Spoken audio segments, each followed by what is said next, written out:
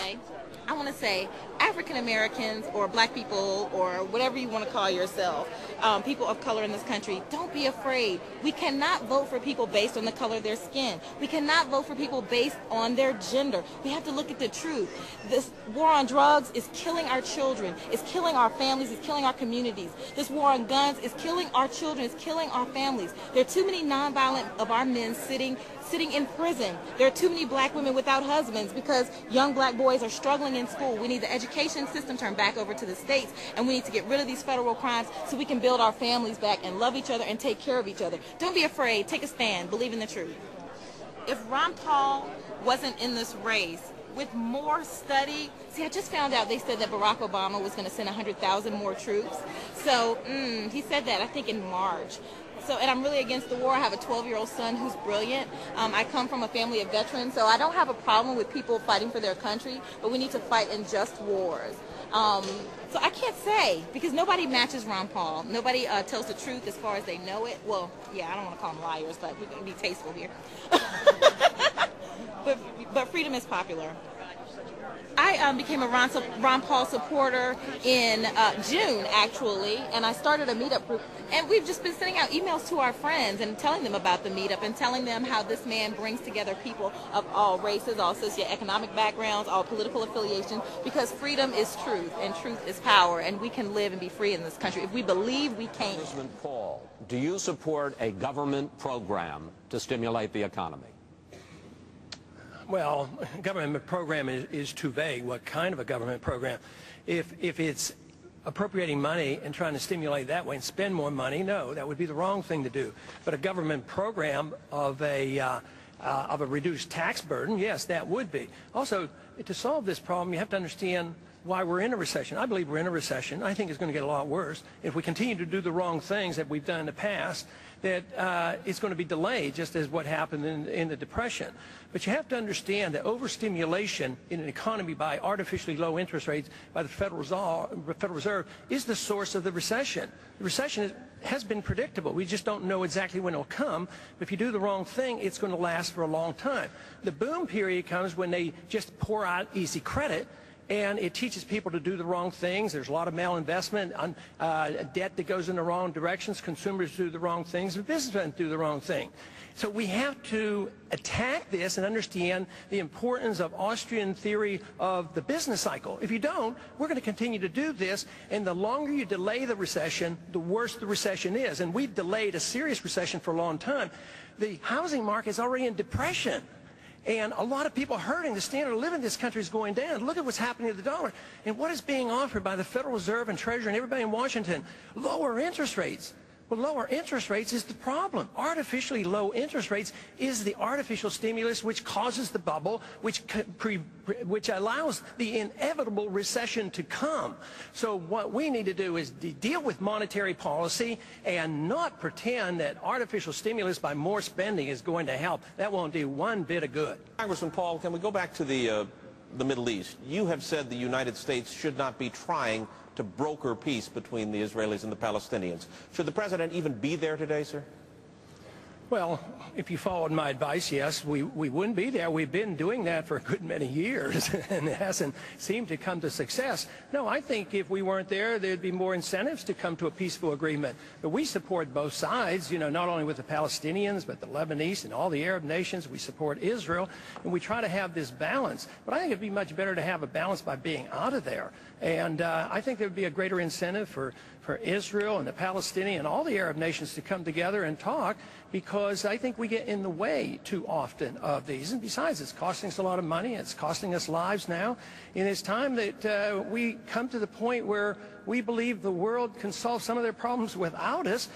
And also, we're out of money. We can't do it any longer. We're going bankrupt. And the empires of the world have always ended badly through economic terms. So whether there are peace agreements over there, I mean, for instance, if we would stop all aids over there, we would stop 3 times as much aid as Israel gets to the Arab nations. Why do we arm the Arab nations, and they're the enemies of Israel? but we continue to do that. So why don't we trade with everybody and talk with them? And there's a greater incentive to work these problems out. I think if we'd have been out of there a lot sooner, there may well have been a much different settlement after the Kuwait invasion, because Israel was quite capable of working with moderate Arab nations. They tried to. None of the Arab nations wanted Saddam Hussein in Kuwait. And I think they could have taken care of Saddam Hussein back then and saved all the mess that we have now, because I think there are so many unintended consequences and way too much blowback. Thank you, sir.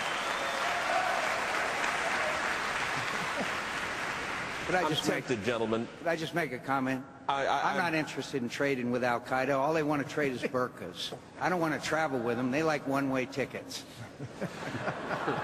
Governor Huckabee, may I answer that? May I answer that? Yes, Congressman. I'm talking exactly about that, because that's what we have been doing. We used to support Saddam Hussein, and we used to be allied with Osama bin Laden, and what I want to do is stop that. Who are our friends one day turn out to be our enemies. Right now, we finally got rid of Saddam Hussein, and what are we doing now? We're rearming the Sunnis, the old henchmen of Saddam Hussein. And what are they going to do with it? There's all those weapons we're giving the Sunnis in Baghdad. So look out. Believe me, that war is not over.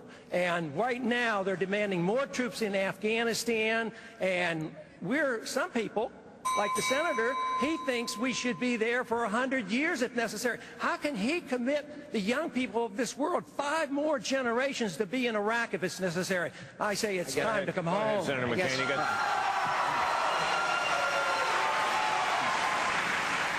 In many ways, we treat Israel as a stepchild. We do not give them the responsibility that they deserve. We undermine their national sovereignty. We don't let them design their own peace treaties with their neighbors.